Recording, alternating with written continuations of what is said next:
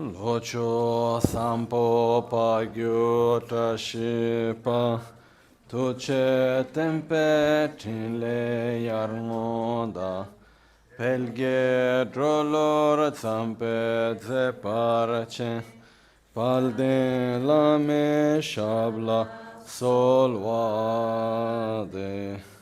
Omo a guru vajradara suma timoni shasane kar Uta vardanya shriba varsa manya sarva siddhi hum Om Guru Vajrada Timoni shasane kar Uta vardanya shriba varsa manya sarva siddhi hum Om Guru Vajradar Suma Timoni shasane kar Uta vardanya shriba varsa manya sarva siddhi hum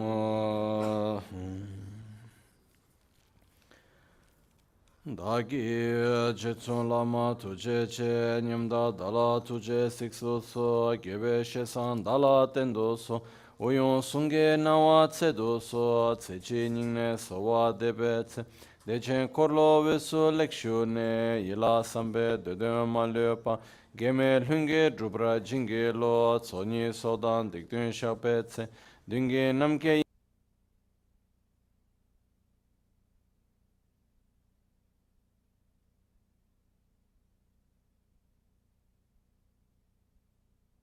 chanchu drube gegen kunsheshi tungen dela drubra jinge lo dage lo na chola chopad chami samjor ngemba shiwa dan chedan tumbe dede malyopa beme lunge drubra jinge lo dorna tingne tsera tamche da techi pardune kab tamche tur rese kyamne lama kele me tukje chinge dala siksu so gongyab drewe nyamdad jetsun lame tuje rab gongne Kodan sunge nawa dralme tu nyam sunyongwe kesan toprash kewa kundu yanda lama dan rame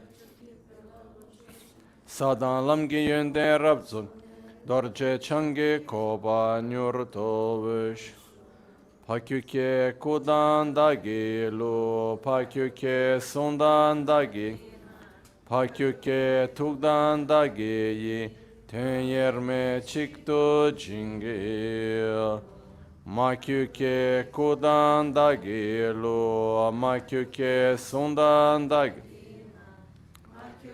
tukdan da geyi ten yerme çıktı cingi Om Muni Muni Mahamuni Shakyamuni Swaha Om Muni Muni Mahamuni Shakyamuni Swaha Om Muni Muni Mahamuni Shakyamuni Swaha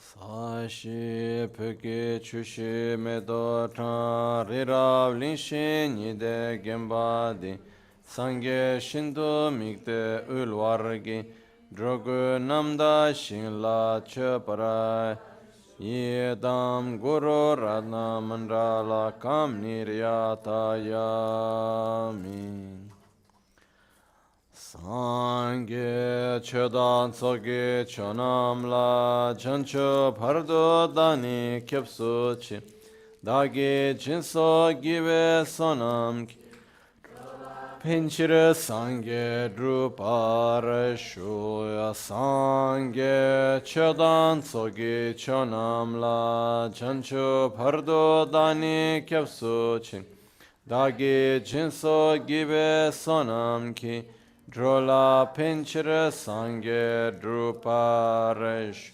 Sangye Chodan Sogi Chonamla Chanchu Pardo Dani Dagi Jinso Gibe Sonam Ki Drola Pinchira Sangye Druparasho.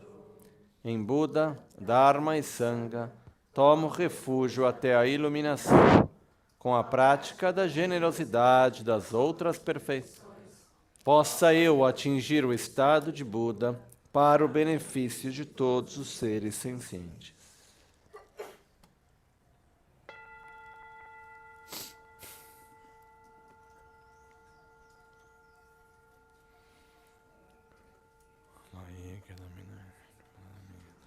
Droa kunge dana jidana tamje kedo dagi chöten to tamje kedo dagi chöten to.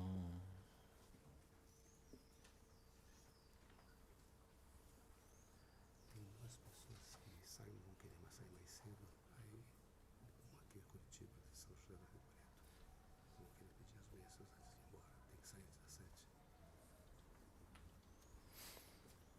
Tamje kedo dagi chöten to.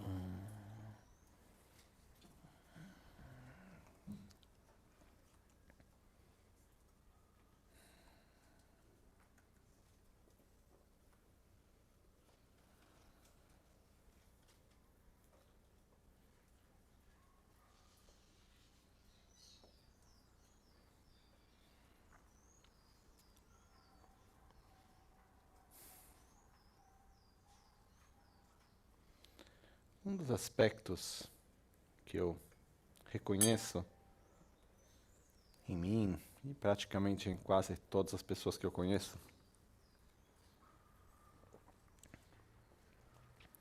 é que, de uma maneira ou outra, por natureza, somos preguiçosos. No sentido que a gente tem uma certa dificuldade de colocar energia naquilo que a gente sabe, porém não está verdadeiramente convencido. Em outras palavras, a própria definição de preguiça, que para mim, a minha própria definição, isso não é uma definição que eu li, é a minha própria conclusão, que a preguiça ela é a união de dois estados interiores que se unem, que é a certeza da importância de algo, a certeza conceitual da importância de algo, unida com a falta de desejo por aquela mesma coisa. Isso é a preguiça. É quando eu sei que eu deveria, mas não quero. Eu não sei se alguém alguma vez sentiu preguiça de algo que desejava profundamente. É difícil. Mas normalmente quando a gente quer algo muito de verdade, que a gente tem atração, que a gente tem paixão, o problema não é preguiça. O problema pode ter cansaço, pode ter outras coisas, mas a preguiça é quando eu sei que algo me faz bem, mas eu não quero. Porque se eu quero, não tem problema de preguiça. Pode ter, eu posso querer ter uma boa saúde, mas eu não quero fazer o exercício. Aí também já são desejos diferentes, né? Mas o que acontece é que a preguiça é o oposto do esforço. O esforço é colocar energia naquilo que é positivo, porém não fácil, né? E eu já me perguntei várias vezes por que a gente não coloca energia naquilo que a gente sabe que nos faz bem. Porque quantas vezes acontece da gente reconhecer que certas coisas nos fazem bem e mesmo assim a gente não conseguir colocar energia nelas? Ou quantas vezes que a gente reconhece que certas coisas não nos fazem bem e mesmo assim a gente continua fazendo elas? Isso eu acho que faz parte do dia a dia de todos nós. Okay? De um nível, em outro nível, de uma maneira ou de outra, né? Refletindo sobre isso, tem algumas conclusões pessoais.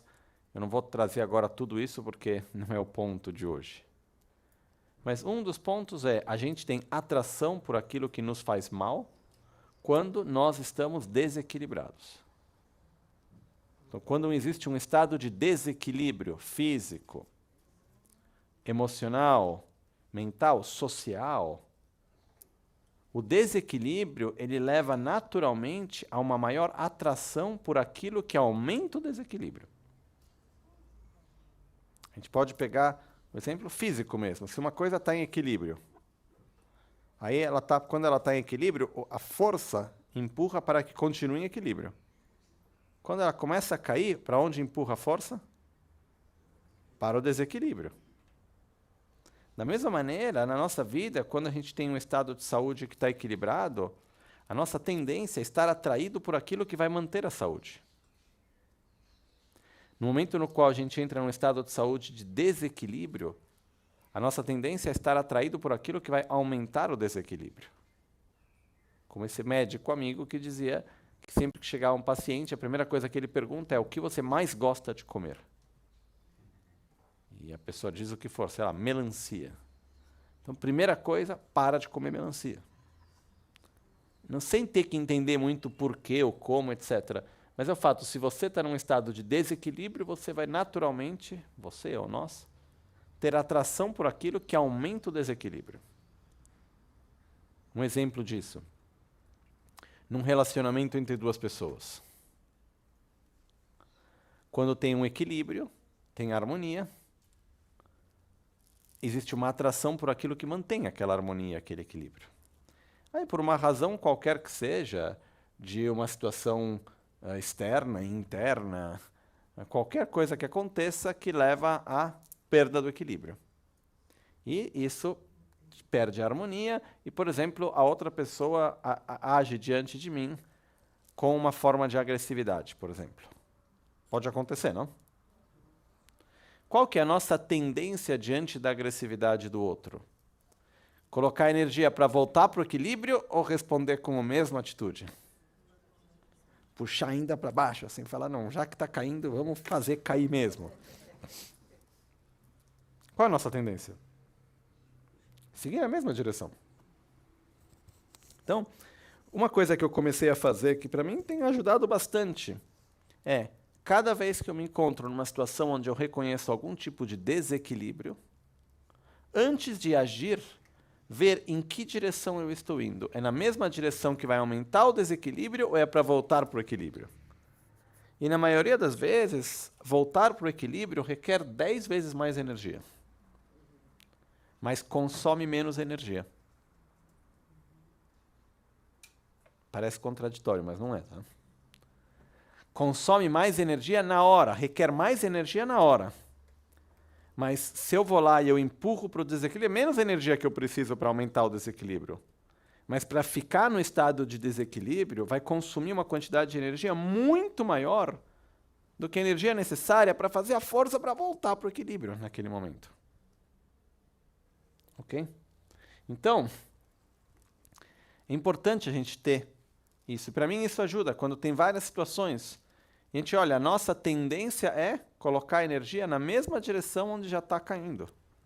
Porque a força leva para isso. Então, isso para mim foi a resposta que eu encontrei diante da pergunta por que que nós temos atração por aquilo que nos faz mal. Porque estamos desequilibrados. Simplesmente isso. Como estilo de vida, como estado físico do corpo, né? Quem entende um pouco mais do ponto de vista de saúde, etc., a gente vê que quanto mais a pessoa muitas vezes está num estado de desequilíbrio, mais ela tem atração e mais ela faz aquilo que aumenta aquele mesmo problema. A gente olha num comportamento, num relacionamento entre duas pessoas, na nossa própria sociedade, a tendência é essa. Então, é importante a gente ter que ir meio na direção oposta. Quando a gente vê que tem um desequilíbrio, a gente pergunta o que eu posso fazer para colocar energia na direção oposta. Se eu quero que quebre de uma vez, aí tudo bem, aí puxa mesmo, que ajuda para quebrar. Mas se eu não quero quebrar, então eu tenho que colocar a energia na direção oposta. Ok? Então, isso é uma das coisas em relação ao fato que muitas vezes a gente acaba tendo atração por aquilo que nos faz mal. E por um outro lado, a gente também tem atração em resolver as coisas simplesmente do jeito que a gente já conhece. A gente acaba se deixando levar pelos nossos condicionamentos, pelos nossos hábitos. Ok? Então, uma das coisas importantes aqui é a gente começar a olhar de ter que inverter a nossa forma de agir. Num dos textos que a gente vai ver amanhã, se eu não me engano, é amanhã que tem o texto de Atisha, não é? Nesse texto tem uma passagem, deixa eu ver, por acaso está aqui, ó. Isso aqui é para amanhã, para vocês, não é para hoje, não. Deixa eu ver se eu aqui.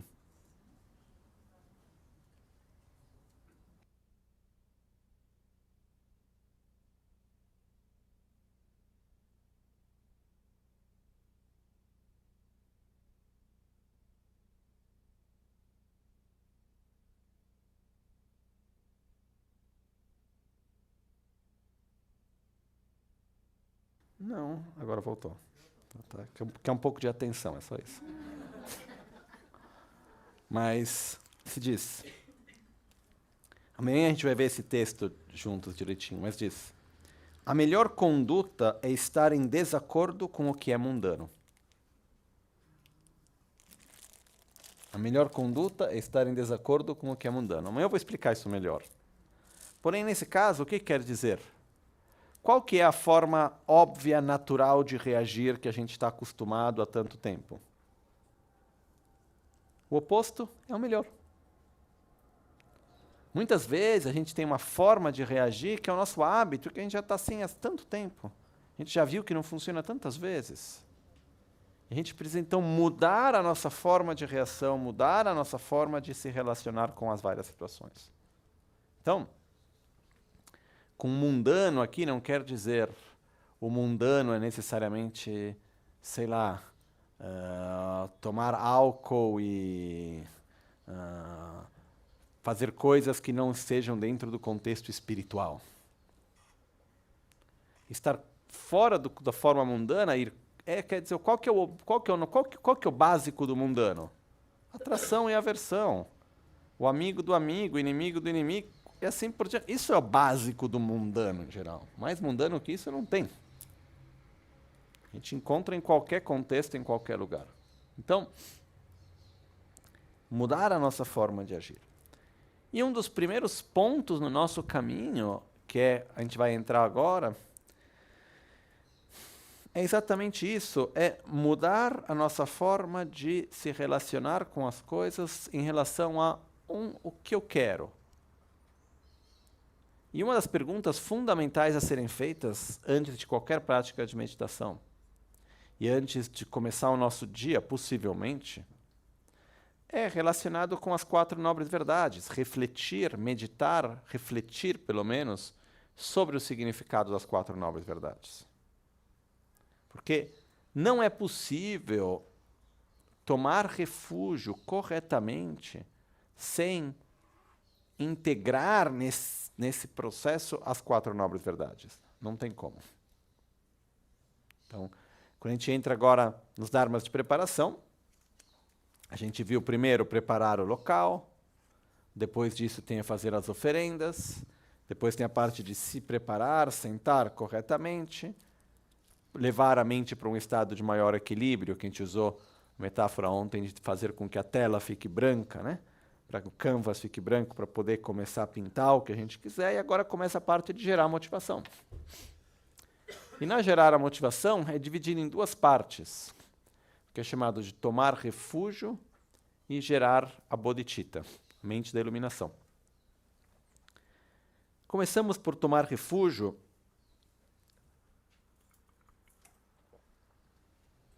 A gente pode explicar isso de diferentes maneiras, tá? Existe uma maneira mais simples, mais fácil, por um lado, que é explicar a visualização explicar o que tem que recitar e falar, olha, toma refúgio todo dia. Você vai dizer Namo Guru Bhye, Namo Buddhaya, Namo Dharmaya, Namo Sanghaya, 3 vezes. No fim da terceira vez vai dizer Namo Triratnaya. Ok? E assim está tomando refúgio todo dia. Vai visualizar na sua frente Guru Buda, visualiza assim, assim, assim. Posso dizer todos os detalhes, desde a visualização mais complexa, que é um grande trono enorme, que parece meio um campo de futebol. Em cima dele tem 5 tronos. No trono do centro está Guru Buda, depois tem a Manjushri, Maitreya, Vajradhara, e Lama Tsongkhapa, e assim por diante. E assim a gente pode ir vendo toda a descrição em N detalhes. Mas mais importante que tudo isso, e é o que eu queria trazer hoje, é qual é o processo interno que a gente tem. Porque tomar refúgio não é recitar e não é visualizar. A recitação e a visualização servem como um apoio para nos ajudar em tomar refúgio. Mas não é o verdadeiro tomar refúgio. E quando a gente fala aqui nas práticas preliminares, uma vez que a gente sentou e levou a mente para um estado de equilíbrio, a primeira coisa é tomar refúgio. Não é um processo, digamos, entre aspas, cerimonial. Que você tem que dizer essa frase e tem que fazer aquela visualização. Que já fizer a visualização já está ótimo, tá? Já fez um bom passo adiante. Mesmo porque existe não sei se usar a palavra um erro ou não, mas uma tendência, de fazer as preliminares rápido. Então, isso mesmo nos monastérios, né? No monastério onde eu morava existia até um jeito, uma gíria, que era quando alguma coisa era feita no automático. Que olega de jola penchirchecha. Você fez esse trabalho, você fez isso, sei lá, está arrumando os livros, está cozinhando, tá fazendo qualquer coisa de prático. Quando algo não é bem feito, sem atenção, sem presença, feito meio no automático, você fez isso para o benefício de todos os seres. Por quê? Em Buda, Dharma e Sangha, toma um refúgio até a iluminação, com a prática da generosidade das outras perfeições, possa eu atingir o estado de iluminação, estado de Buda, para o benefício de todos os seres. E a primeira prece que se faz sempre no começo de tudo, Sangye Jodan Zoge Janam La, Janji Bada Nigada Jeda, Genji Zoge Bezona Gero, La Benji Zange Reba Jo, Zange Jodan Zoge Janam La, Janji Bada Nigada Jeda, Genji Zoge Bezona Gero, La Benji Zange Reba Jo, Zange Jodan Zoge Janam La, Janji Bada Nigada Jeda, Genji Zoge Bezona Gero, La Benji Zange Reba Jo, Zange Jodan. E a mente está onde? Por isso que é um pouco, quase uma forma de tirar, um pouco, uma autocrítica dizer isso, que diz, isso quando a coisa não é feita com presença, que diz, foi feito por benefício de todos os seres. Porque a tendência é, nas preliminares, fazer essa passagem da bodhicitta, do refúgio da bodhicitta, meio corrido mesmo. Não, porque a autogeração e as 3 transformações é mais importante. Não. Não é mais importante. Faz parte dos passos que vêm depois do caminho. Mas a gente não pode querer ficar olhando o degrau que está lá em cima e achar ele maravilhoso, que ele é maravilhoso, se a gente não consegue fazer o degrau que está na nossa frente. E qual que é o degrau mais importante para a gente? Aquele que está na nossa altura. Esse é o degrau mais importante. E o mais valioso, e o mais precioso. E o primeiro degrau que a gente faz é trazer a mente para um estado de equilíbrio. Segundo degrau, vamos tomar refúgio. E o ato de tomar refúgio não é um ato, como posso dizer, técnico, formal, mas é um processo interno. E para aliviar um pouquinho, talvez alguém que está pensando, nossa, eu não estou aí no começo, ou alguma coisa, até se alguém tiver com um pouco de autocrítica, só lembrar que esse próprio simples ato de tomar refúgio é uma coisa que a gente vai cultivar e gerar nos anos e durante a vida de prática. Não é uma coisa que se fez, aprendeu, foi e vai para o próximo passo. A gente vai ter que repassar por isso várias vezes e gradualmente fazer com que seja mais verdadeiro e mais profundo dentro de nós. Então, como que ocorre tomar refúgio? O que é esse ato de tomar refúgio? Ok. Tentar colocar em palavras simples. Para que a gente consiga tomar refúgio corretamente, é importante a gente refletir, passar interiormente pelo processo das 4 nobres verdades. Então, colocando de uma forma bem simples, seria antes de começar a nossa prática, quando a gente sentou lá, não antes de começar, logo no começo, quando a gente sentou, está lá em silêncio, antes de dizer Namo Guru Bhye, Namo Buddhaya, antes de formalmente tomar refúgio, a gente fazia uma pequena meditação analítica sobre as 4 nobres verdades. Como? Se colocando algumas perguntas e buscando a resposta de uma forma sincera dentro de nós. A primeira pergunta que a gente tem que levar, e a primeira conclusão que a gente precisa chegar, é a pergunta sobre o que é o sofrimento para mim, e chegar na resposta que o sofrimento é o sofrimento que tudo permeia. Enquanto a gente não souber ver o sofrimento que tudo permeia como sofrimento, não vamos conseguir tomar refúgio. Não sei se é claro isso. Talvez para algumas pessoas faça muito sentido, para outras faça menos sentido. Depende do quanto que a gente entende o que é o sofrimento que tudo permeia. Em poucas palavras, quer dizer o quê? Enquanto que eu não tiver a consciência e a certeza dentro de mim que o meu verdadeiro problema não é a dor, não é a tristeza, não é a insatisfação, que eu estou triste, que não é como eu quero, ou o que for, mas que o meu verdadeiro problema é, enquanto que meu corpo e minha mente estiverem poluídos pelos venenos mentais e pelo karma. E é isso que, antes de mais nada, eu preciso mudar. Porque se o meu principal problema, efetivamente, é o sofrimento grosseiro, onde que eu vou tomar refúgio? Estou triste? Num copo de uísque.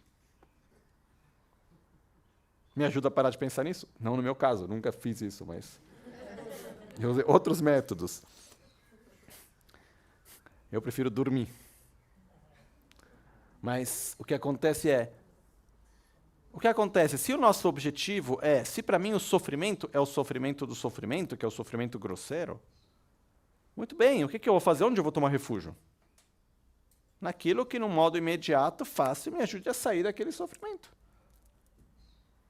E aí é o que a gente já faz, que a gente está acostumado. A gente vai tomar refúgio nos prazeres, a gente vai tomar refúgio no reconhecimento, a gente vai tomar refúgio em coisas que consigam nos levar àquele momento de prazer. A gente vai tentar fugir dos nossos conflitos internos, se distanciar deles, em vez de resolvê-los. Na maioria das vezes, quando a gente tem tristeza, rancor, medo, etc. Vamos pensar na tristeza. Qual é a nossa tendência? Tentar resolver a tristeza ou tentar se afastar dela? Esquecer ela.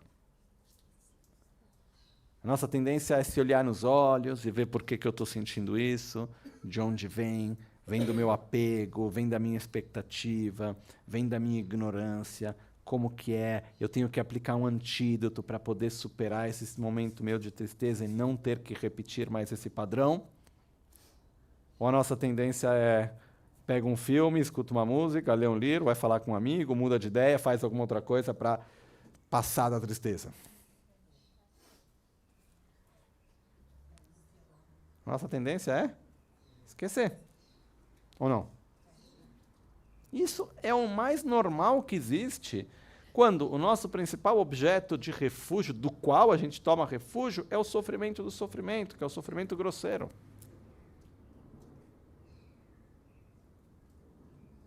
E é isso. Enquanto a gente saber ver como o sofrimento apenas o sofrimento do sofrimento, a gente não vai conseguir praticar o Dharma de uma forma profunda e verdadeira. Desculpe se eu sou tão drástico. Isso é melhor ser verdadeiro do que ficar passando a mão e falando, não, tá tudo bem, você vai atingir iluminação assim, só espera um pouquinho mais. O fato é, enquanto a gente não mudar o nosso foco, a gente vai continuar repetindo as mesmas coisas. Então, a pergunta a ser feita, nem que seja de uma certa forma artificial, é: o que é o sofrimento para mim? Tem o sofrimento físico, essa constante busca de felicidade que nunca leva a um estado constante, um estado permanente de satisfação. Onde quer que eu vá não é o bastante, o que quer que aconteça não é o bastante, porque enquanto eu tiver, se eu for tomado pela raiva, pela inveja, pelos ciúmes, pelo medo, pela arrogância, pelo egoísmo, pela ignorância, eu vou sofrer. Então, a gente tem que chegar na resposta quando a gente fala: eu não quero mais isso. Primeira coisa. E para que eu saia deste ciclo, o que eu preciso? Eu preciso eliminar a ignorância, eu preciso ver a realidade de uma forma coerente. Porque enquanto eu não mudar a minha visão da realidade, enquanto eu não purificar o karma que está aí pesado, eu não vou conseguir mudar os meus padrões mentais. E eu preciso de ajuda para isso. Porque eu reconheço o meu potencial, eu sei que é possível atingir um estado de paz, de equilíbrio, de satisfação. Eu acredito que eu posso. E existe um caminho a ser seguido.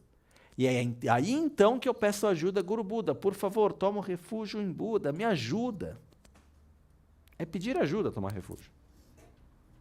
Por favor, me ajude, me mostre o caminho. Porque eu quero sair deste ciclo de sofrimento chamado samsara. Eu não aguento mais. E quando esse pedido vem da parte mais profunda, a gente toma refúgio em Buda, no Guru, que nos mostram o caminho, a gente toma refúgio no Dharma em si, aí a gente toma refúgio na Sangha, aí sim a gente vem e fala Namo Guru Bhye, Namo Buddhaya, Namo Dharmaya, Namo Sanghaya. Mas tem todo um processo interno que vai gradualmente surgindo. Ok? Então, nesse momento, o que a gente vai fazer? A gente vai estar sentado, depois de ter feito um pouco de meditação em silêncio, a gente vai visualizar à nossa frente, assim chamado Guru Buda. Tem várias visualizações do refúgio, mas eu prefiro compartilhar com vocês a visualização mais simples. Porque eu, pessoalmente, prefiro usar essa. Tem outras super complexas, mas eu acho que isso são para pessoas que não tem nada mais na vida que tem uma capacidade de visualização incrível. Tem algumas pessoas que eu já conheci que têm essa capacidade, mas eu acho que para a grande maioria de nós é difícil. Então a gente visualiza o que é chamado em tibetano Kundu Norbuluk. É o sistema, a tradição da joia que resume tudo. Então, quem é a joia que resume tudo? É o Guru Buda. Então a gente visualiza uma imagem, nesse caso no refúgio, na aparência como Buda Shakyamuni, na imagem como Buda, inseparável de nossos gurus, inseparável de todos os Budas. A gente visualiza à nossa frente. Okay? Mas logo depois disso, primeiro que a gente parou para visualizar, a gente depois vai direcionar o foco a nós mesmos. Vai se olhar. É como se nós nos olhássemos nos olhos. E aí sim a gente se pergunta, o que eu quero? De verdade. O que eu quero abandonar? O que eu quero obter? Qual que é o meu objetivo pessoal de verdade? Eu quero saúde? Eu quero poder? Eu quero o meu objeto de desejo? Eu quero ter controle sobre outra pessoa? Eu quero ter reconhecimento? Ou eu quero estar livre desse ciclo interior de raiva, apego, ciúmes, egoísmo, ignorância e assim por diante? E as ações feitas por esses, né? Porque a gente vive a inércia dessas ações também. Assim chamado karma. O que eu quero de verdade? E se diante dessa pergunta a gente encontrar que o que a gente quer é reconhecimento, o que a gente quer é não se separar do objeto de apego, etc., reconhecemos isso, e aí sim nos perguntamos, mas é o bastante? Não. E a gente entra nesse processo e vai analisando até que a gente consiga de verdade ver o sofrimento que tudo permeia, ou seja, nosso corpo e mente poluídos pelos venenos mentais e pelo karma, e reconhecer que é isso do qual eu quero sair, é isso que eu preciso eliminar mais do que qualquer outra coisa. Na verdade, para a gente conseguir tomar refúgio bem tomado, a gente tem que gerar quase como se fosse uma náusea pelo samsara. Mas esse sentimento de náusea não é pelo samsara como lugar. Não é, eu não quero estar mais aqui, quero ir para Tushita. Uma terra pura. Não é isso. É, eu não quero mais estar neste ciclo interno de ignorância, de egoísmo, de apego, de ciúmes, de inveja, de raiva, de ódio, depois viver as consequências dessas ações, depois reagir de novo e não ter liberdade de escolha e de ação. Porque eu não tenho liberdade enquanto eu sou preso pelos meus próprios condicionamentos. Quero me liberar disso tudo. Não aguento mais. Quero sair disso. Quando a gente gera uma náusea profunda pelo samsara, reconhecido samsara enquanto esse ciclo interno nosso, e aí então que a gente olha à nossa volta e fala, quem pode me ajudar? Porque sozinho, eu não posso. A gente reconhece, antes de tudo, que a gente tem a capacidade, existe o potencial, mas a gente precisa de ajuda. Quem é que vai nos ajudar? Alguém que já fez esse mesmo caminho. E que está aí com compaixão, com sabedoria, com amor, para nos guiar e nos mostrar esse mesmo caminho. E é então que a gente toma refúgio em Guru Buda e fala, ó Guru Buda, por favor, me ajude. E lembrando que no momento de tomar refúgio, Guru Buda não é unicamente uma pessoa. Isso é um erro que muitas vezes se faz, onde a gente acaba, como se diz, diminuindo o guru na forma simplesmente de uma pessoa e pronto. Então a gente acaba fazendo duas coisas, a gente diminui o guru e idealiza a pessoa. E é uma mistura que não dá certo. Porque o guru transcende a pessoa. Eu, por exemplo, no meu caso, tenho vários mestres. Lama Gangchen, principalmente, mas tenho vários outros mestres. Alguns me ensinaram certos aspectos do caminho, outros me ensinaram outros aspectos. Alguns me ensinaram poucas coisas, mas importantes.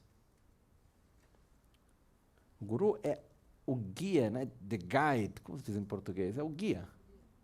O guia ao caminho. É como se fosse dizer, se eu tenho que fazer uma longa viagem. E nessa viagem, eu vou precisar de muitas coisas para poder realizar ela. Eu preciso saber caminhar sem me cansar. Eu preciso aprender a falar as línguas dos lugares onde eu vou. Eu preciso saber usar os recursos da natureza para poder me nutrir. Eu preciso tirar o visto para cada país onde eu vou. Eu preciso de várias coisas. E eu vou ter uma pessoa que vai me ensinar a parte de andar, outra pessoa que vai me ensinar uma língua, outra pessoa que vai me ensinar outra língua, outra pessoa que vai me ensinar como cultivar uma coisa, e assim por diante. E todos eles fazem parte do meu guia que me permite de fazer aquela viagem. Então, é como se todos fossem manifestação do mesmo. Da mesma forma, no nosso caminho, a gente vai ter alguém que nos ensina uma coisa, outro que ensina outra coisa, um que nos guia numa forma, num nível, tem vários níveis também. E cada um tem a sua importância. Mas o guru, ele só se torna guru, na verdade, a gente só tem um guru de verdade do momento no qual a gente toma refúgio no caminho, no Dharma. Caso contrário, a gente tem uma pessoa legal que cuida da gente, que tem carinho, que nos ensina um monte de coisa. Mas a relação verdadeira em ter um guru, ela depende de tomar refúgio no Dharma. É como dizer, quando é que alguém se torna o meu médico? Se eu for amigo de uma pessoa que é médico, é necessariamente o meu médico? O que faz com que aquela pessoa seja o meu médico? Quando aquela pessoa me esteja ajudando num processo de cura dentro de uma doença, ou num processo de me ajudar a me manter em saúde, ou está exercendo aquela função comigo. Mas se eu não me relaciono dentro de um processo de cura, e o que eu gosto, eu acho a pessoa simpática e gosto de estar perto dela, posso me relacionar como amigo, posso me relacionar de várias maneiras, mas ela só vai ser o meu médico quando eu permitir de me relacionar com ela como quem me guia no meu processo de cura.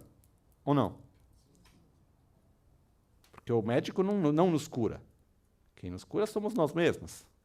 Ele nos guia no processo de cura. Então, a gente tem o guru, é quando a gente de verdade toma refúgio no Dharma. A gente tem um caminho e toma refúgio em quem nos guia nesse caminho. Por quê? Porque a gente quer sair desse ciclo de sofrimento do samsara. Mas o que eu estou dizendo para vocês é algo bastante profundo, tá? E que ao mesmo tempo não é nada óbvio. E provavelmente para muitos de nós vai demorar até a gente chegar num estado desse. E não é por isso que a gente fala, então não posso fazer nada, abandonar tudo. Não. Colocar pelo menos ter um objetivo, ter clareza para onde a gente vai. Porque quanto mais a gente consegue ter essa clareza, mais verdadeiro se torna esse caminho, mais profundo.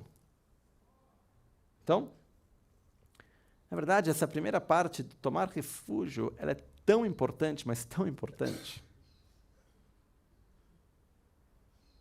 que a gente poderia, na verdade, passar anos apenas fazendo isso. Por exemplo, para que a gente tome refúgio bem, um dos pontos importantes do refúgio é quando a gente toma refúgio no Dharma. Onde é o Dharma que eu tomo refúgio? Onde ele se manifesta? No meu caminho, nas minhas ações, de corpo, palavra e mente, de abandonar o que me faz mal e de cultivar o que me faz bem.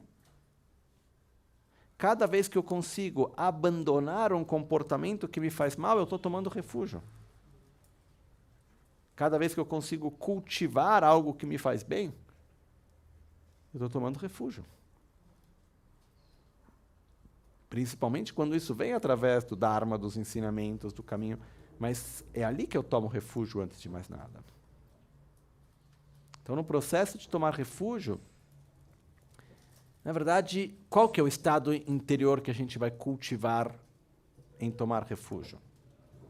É, antes de mais nada, amor próprio. Qual é o sentimento que a gente gera no momento de tomar refúgio? É amor próprio. É reconhecer num nível mais profundo o que me faz bem e o que me faz mal. E ter a determinação de abandonar e de cultivar. É isso que a gente tem como objetivo no momento de tomar refúgio. Ok? Claro isso? Sim. Então, eu me lembro uma vez com um dos meus mestres, que é Geshe Thupten Rinchen. Ele estava dando comentários dos Guru Yoga em 6 sessões. Estava lá explicando, tal, aí tinha parte do refúgio. Aí ele foi lá e ele disse, tem alguém aqui que é budista? Tinham mais ou menos umas 100 pessoas lá, dos quais tinham pelo menos uns 20 lamas, e o resto era tudo monge também. Todas pessoas com alto nível de preparação dentro dos ensinamentos budistas e de tudo, etc, etc. Normalmente a gente sempre respondia o que ele nos perguntava. Essa vez ninguém teve a coragem de responder.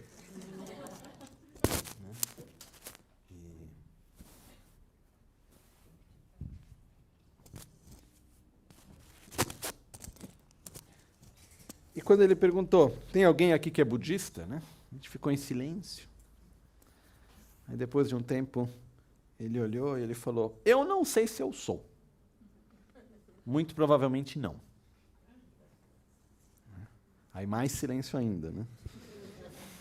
Porque se ele não é, quem vai ser, né? Ele que acordava todo dia às 3 da manhã para meditar, fazia 100 prostrações por dia, passava pelo menos 10 horas por dia dando ensinamentos, tinha feito já 2 retiros de 3 anos, E assim por diante. Se ele não é, aí tá difícil o negócio. Né? E ele disse, eu não sei se eu sou. Porque ser budista quer dizer tomar refúgio verdadeiramente. E das vezes que eu tomo refúgio, tem vezes que é verdadeiro e vezes que não é verdadeiro. Né?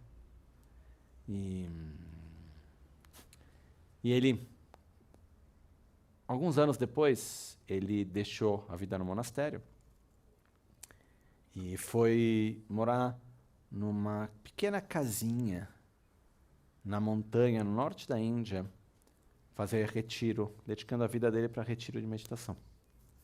Passou alguns anos lá. Depois foi vários pedidos, principalmente pelo Dalai Lama, de voltar para o monastério. Ele acabou voltando para ensinar. E nos primeiros meses que ele chegou lá, um dos meus melhores amigos era o atendente dele, que estava lá cozinhando para ele e tal. E nos primeiros meses, dizia que cada vez que ele saía da sessão de meditação da manhã, ele estava com os olhos vermelhos. E até que um dia o discípulo dele, Losanindya, criou coragem e perguntou para ele, por que você está chorando? Né? O que acontece que você está com os olhos vermelhos? Criou coragem porque na cultura oriental, tibetana, monástica, muito menos ainda, fala-se sobre as emoções um do outro, muito menos para o próprio mestre vai perguntar por que você está chorando. E ele foi lá e perguntou, mas o que acontece? Ele falou, não, eu estou chorando. Ele perguntou, mas o que está em algum problema? O que está acontecendo? E ele responde, eu tenho visto com clareza o quanto que eu me enganei, passando a minha vida pensando que eu praticava o Dharma. E agora eu não tenho mais a força física de poder fazer o que eu podia fazer antes, e eu vejo quanto tempo já passou diante disso. Né? Em outras palavras, ele dizia, quanto tempo que eu passei, na verdade, cultivando a minha imagem, o poder, o apego e outras coisas, porque quando a gente tem uma posição de respeito, como eu me encontro nesse momento, dando as costas para o altar, existe uma armadilha super perigosa. Porque todos nós, existe uma satisfação que vem dada pelo reconhecimento, pelo afeto e várias outras coisas. Então existe um perigo da gente cair dentro do nosso caminho espiritual numa coisa mundana, de apego pelo respeito, pelo prestígio, pelo prazer ou por várias outras coisas. Desde ser o praticante modelo até ser o mestre de todos. É super fácil de cair nessa armadilha. Né? E eu não sou eu para julgar o que este Tupterinchen, qual era o estado interior dele ou não, mas quanto mais uma pessoa cresce no caminho, quanto mais a fundo ela vai, mais qualquer pequena sujeira se torna ainda muito mais evidente. Isso sem dúvida alguma. Né? Mas o que acontece é que o refúgio é algo que a gente vai... Estou contando tudo isso para explicar que o refúgio é algo que a gente vai cada vez mais fortalecendo e gerando de uma forma cada vez mais profunda enquanto a gente vai seguindo no nosso caminho. Refúgio não é uma coisa para os principiantes. Também. Mas é a base que vai seguir com a gente durante todo o nosso caminho. E é por isso que eu convido cada um, quando a gente for fazer as nossas práticas, principalmente por um certo tempo, dar ênfase para o refúgio. Sentar. Talvez um desses próximos dias que a gente tem ensinamento e meditação, ver quando que eu consigo fazer isso. Mas é na hora de fazer a prática, sentar e ficar lá. Quando eu faço a prática guiada, as preliminares guiadas, com visualização, etc., só para fazer um pouco de meditação na respiração, refúgio e bodhicitta são mais ou menos 40 minutos. Porque é o momento de ir lá pensar, porque a gente não está condicionado a reconhecer o sofrimento que tudo permeia como sofrimento. Precisa de todo um processo, tem que dar play num programa lá, tem que fazer rodar um programa dentro da gente, para conseguir gerar aquela conclusão. Tem toda uma equação lá que tem que ser feita. Não é espontâneo. Mas é importante a gente gerar dentro de nós esse estado no qual a gente reconhece e fala, nossa, eu não quero mais o samsara, eu preciso sair disso.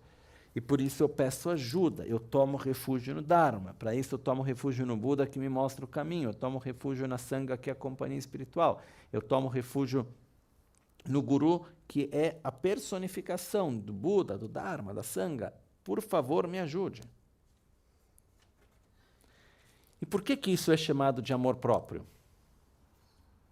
Porque no final das contas o que a gente está fazendo? Desejando para nós mesmos um estado de felicidade superior. E se comprometendo a abandonar aquilo que gera sofrimento e a cultivar aquilo que nos faz bem. Porque isso é tomar refúgio no Dharma. Quando o Buda Shakyamuni disse eu não posso limpar os venenos mentais de cada um assim como se tira a sujeira com a vassoura, eu não posso eliminar as manchas kármicas assim como se limpa um tecido com a água, eu não posso pegar as minhas próprias realizações e colocar dentro de cada um. A única coisa que eu posso fazer é mostrar a cada um o que deve ser abandonado e o que deve ser cultivado, para que cada um faça o próprio percurso, o próprio caminho. Então, tomar refúgio no Dharma quer dizer se comprometer de abandonar o que faz mal e cultivar o que faz bem, que é a melhor manifestação de amor próprio que a gente pode ter. Okay?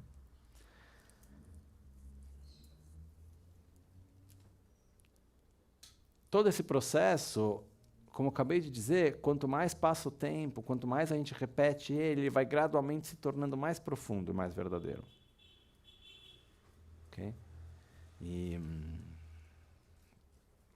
uma coisa bem rápida, mas que não é o momento para entrar em detalhes sobre isso, mas quando a gente toma refúgio, existem duas formas de tomar refúgio, principalmente, assim por dizer, do Sutra e do Tantra. Por isso, quando a gente olha, por exemplo, o texto do Guru Puja, começa com o verso de ou seja, começa já com o verso no qual a gente já se gera na forma de um Buda. Né? Mas a diferença, assim, em poucas palavras, principal é que, enquanto que as três joias, onde toma-se refúgio no Sutra, é Buda, Dharma e Sangha, no Tantra toma-se refúgio sempre nas três joias, mas não é Buda, Dharma e Sangha, é o Guru, o Yidam e os Dakas e os Dakinis. Então, em vez de o Buda é o Guru, o Dharma é o Yidam e a Sangha são os Dakas e os Dakinis. Mas agora isso é um pouquinho complexo para entrar em detalhes agora. Mas o ponto principal é que a gente tem que primeiro entender do que a gente toma refúgio. E por que a gente toma refúgio. E, na verdade, isso é um dos pontos fundamentais da nossa vida, porque a gente constantemente toma refúgio. Só que a gente tem que tomar cuidado para não tomar refúgio formalmente em algo e na prática em outra coisa. Né? Porque é o que acontece constantemente. Ou não? Sim, né? Então, eu não quero absolutamente estar aqui hoje criticando ninguém, sabe? Não é isso. De falar, olha, essa prática não é boa, não, isso está errado. Não é isso. Mas antes de, quando eu me despedi em albaniano, que eu estava vindo para cá, tive um sentimento, dei um ensinamento lá e tive um sentimento bastante forte, que esses dias tem voltado na minha mente. Que eu falei, olha, a princípio, daqui 2 semanas eu estou de volta. Mas quem me dá a certeza que daqui 2 semanas eu estou de volta e que eu não vou morrer no meio do caminho? Quem me dá a certeza disso? A princípio, quando der a próxima brecha, eu estou de volta. Mas quem me dá a certeza disso? Quem me dá a certeza que daqui X tempo, que seja pouco, ou médio, ou muito, que seja, a gente vai se rever? Eu posso morrer. Cada um de vocês pode morrer. Nós dois podemos morrer. Isso é sério. Então, eu me sinto, sinceramente, na responsabilidade de dar aquilo que para mim é o mais verdadeiro, compartilhar com vocês aquilo que é o mais importante, o mais verdadeiro, ir na essência, porque para mim, de uma certa forma, seria até mais simples. Vamos explicar o refúgio, olha, a visualização é essa, recita isso, está aqui a melodia, que bonitinho, vamos lá. Mas falta algo. E a gente não está aqui para ser budista. A gente está aqui para seguir o caminho do Dharma. Não sei se é clara a diferença. Não estou nem aí com o fato de ser budista ou não.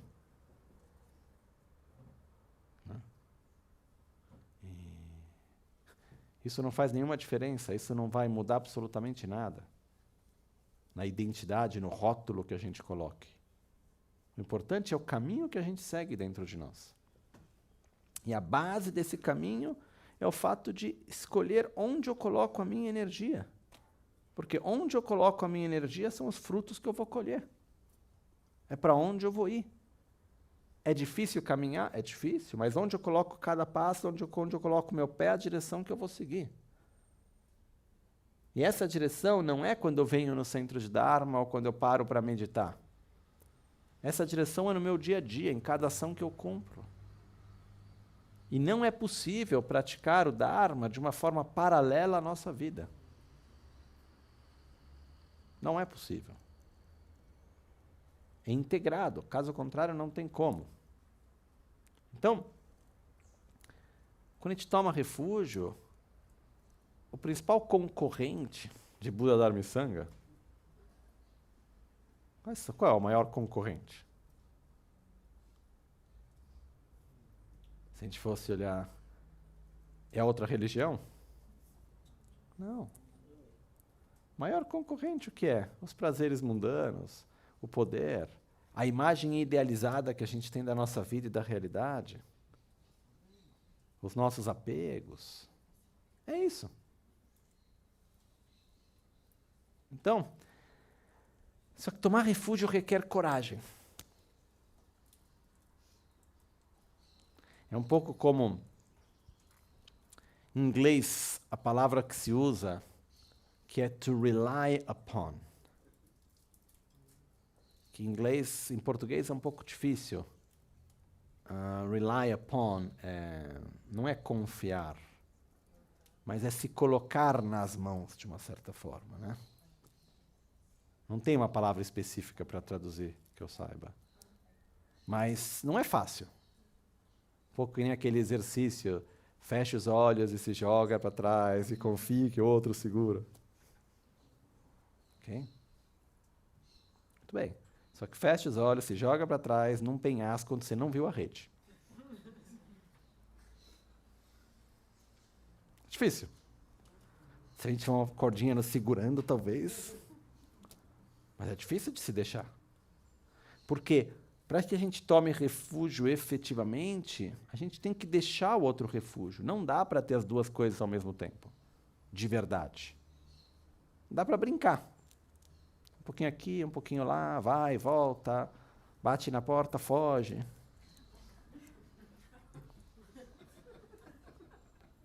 Não sei se vocês já fizeram isso quando criança, de tocar a campainha e sair correndo.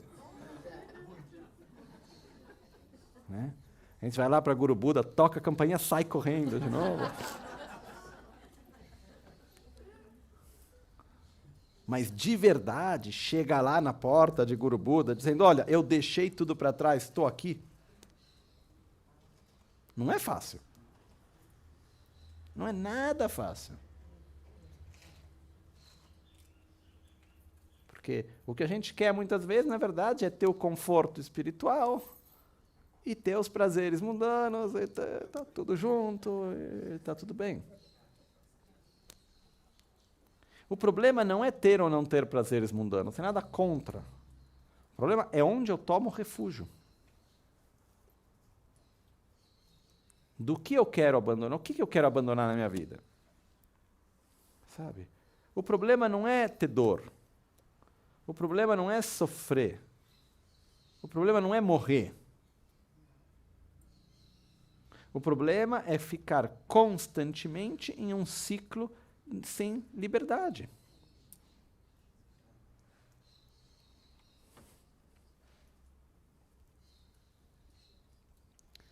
E esse ciclo, ao mesmo tempo, é algo que, enquanto a gente não vê, a gente acaba vivendo esse ciclo, como se diz, viver o samsara como um jardim de prazeres. É isso. Enquanto eu achar a prisão legal, eu não vou fazer um esforço para sair dela. E quando vier alguém e falar, olha, eu te ajudo para sair da prisão, a gente fala, olha, mas a sopa da quarta-feira é gostosa. E eu fiz amigo, tenho amigos aqui também.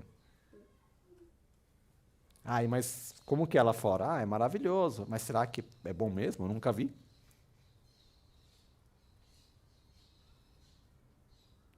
É, só que para sair, então como que eu falo? Legal, quero sair. Como que faz? Ó, tem que cavar o túnel. Tá aqui o mapa.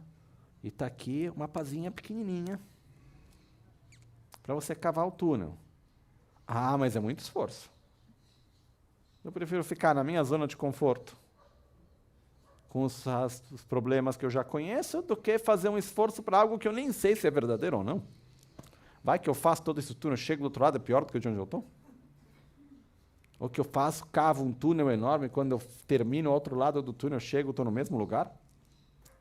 Ou vai que o túnel não existe? Mas não é nem esse o nosso problema. A maioria de nós, a gente não acredita que a gente é capaz de cavar o túnel. A gente simplesmente acha, sabe que é a melhor coisa? Deixa eu fazer amizade com o guarda. Deixa eu fazer amizade com os outros presos. Deixa eu tentar criar uma situação confortável dentro da prisão e estou bem aqui. Porque quantos de nós verdadeiramente vemos a prisão como prisão? E quantos de nós verdadeiramente desejamos a liberdade? É difícil. Então, tomar refúgio requer isso antes de tudo. Tomar refúgio no quê? Seriamente, para não ficar aqui, como se diz, em italiano se diz, prendendo-se in giro. Não, é... cheating oneself. Se enganando de uma certa forma. A gente precisa ser verdadeiro com a gente mesmo. Mesmo porque a gente não está aqui por nenhuma obrigação. Ninguém está aqui porque é bacana ser budista. Pelo menos é o que eu acho. Ou porque vai ganhar alguma coisa. Ou porque culturalmente faz parte da nossa cultura, tem que ser. A gente está aqui para seguir um caminho verdadeiro, profundo. E seria muito mais fácil, por um lado, para mim, poder, de uma certa forma, conduzir de uma forma quase que manipuladora. Mais fácil. É mais fácil, super fácil manipular. E dizer, olha, você tem que tomar refúgio, para isso você tem que fazer isso, isso, isso, porque senão vai acontecer isso daqui, vai ser aquilo de lá, faz exemplos, tudo, tal. Daqui a pouco está todo mundo aí cantando refúgio com toda a força e convencendo os outros a também tomar refúgio. É fácil. De verdade. O que é difícil é tomar refúgio. De verdade. E se para mim, entre 1000 pessoas, uma tomar refúgio, já estou feliz. Já é uma grande vitória. Enquanto isso, a gente vai criando as sementes, vai gradualmente. O nível de tomar refúgio tem vários níveis. A gente vai gradualmente deixando o refúgio, deixando de tomar refúgio do sofrimento, e gradualmente a gente vai chegar até tomar refúgio do quê? Do sofrimento que tudo permeia, do samsara em si. Isso é um processo gradual, não é um processo imediato. Porém, o que eu estou trazendo para vocês hoje é, quando a gente fala sobre tomar refúgio, qual que é o objetivo? Onde eu quero chegar? E agora vamos caminhar nessa direção. E não é algo que tem que ser de tristeza ou de... Não, é na verdade uma coisa de falar, uau, que bom que eu tenho, antes de tudo, um horizonte, uma direção para seguir. Porque, pra falar a verdade, é muito cansativo ficar perdido na vida. Ficar dando volta na mesma coisa. Tem vezes que a gente até tem um horizonte à nossa frente, mas a gente nem tem a força de se direcionar para ele. A gente volta nos condicionamentos, mesmo não querendo.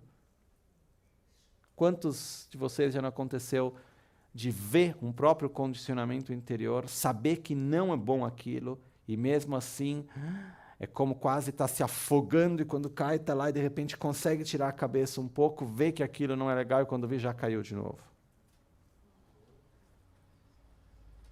Acontece ou não? Acontece. Então a gente precisa ter a clareza que é isso que a gente não quer mais. Que a gente quer algo melhor para a gente mesmo. Ter a clareza de olhar à nossa volta e ver muito bem, se imaginar com riqueza, com poder, com o mundo, entre aspas, perfeito à nossa volta. E ver que ao mesmo tempo ele estaria vazio. Ele estaria com insatisfação, com sofrimento, no momento no qual dentro de nós a gente ainda está dentro do nosso samsara. O que acontece é que, de uma certa forma, enquanto que a gente não supera como posso dizer, o sonho,